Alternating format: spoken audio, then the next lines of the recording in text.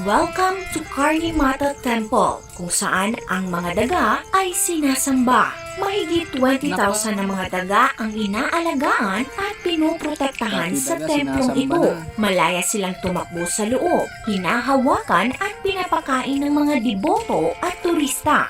Maraming deboto ang naniniwala na ang tubig o gatas na pinag-inuman ng mga daga ay sagrado at ang pagkain naman sa mga tira nila ay nakakapagbigay daw ng magandang kapalaran. Kaya naman sa kusina, nagmistulang tagatikim ang mga daga at kasalo pa sa pagkain. Nako, leptospirosis is waving. Pero bakit nga ba ganun na lang pinahahalagahan ng mga deboto ang libo-libong mga daga? Yan ang ating pag-uusapan sa video natin ngayon.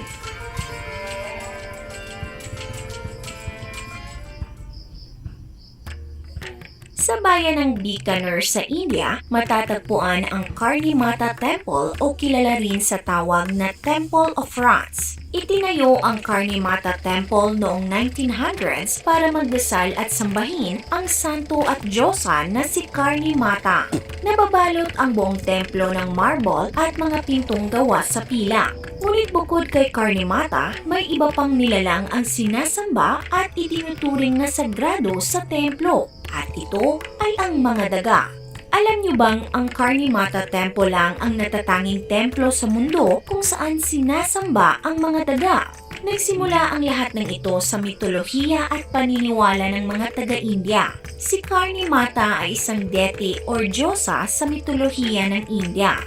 Ayon sa kwento, habang umiinom ng tubig sa isang ilog ang anak ni Karimata ay nalaglag at namatay daw ito. Nakiusap si Karimata sa Diyos ng kamatayan na si Yama na buhayin ang kanyang anak. Pumayag ito pero sa isang kondisyon. Bubuhayin niya ang kanyang anak pero bilang isang daga at ang lahat ng mamamatay sa kanyang pamilya ay muling mabubuhay o ma-reincarnate bilang mga daga. Ang angka ng mga Depavats ang sinasabing pamilya at mga deboto ng Diyosa na si Karimata. Pinapakain, pinaglilinis, inaalagaan at pinoprotektahan ng pamilya ng mga Depavats ang libu-libong daga sa templo. Ang pamilya ay naniniwala sa reincarnation.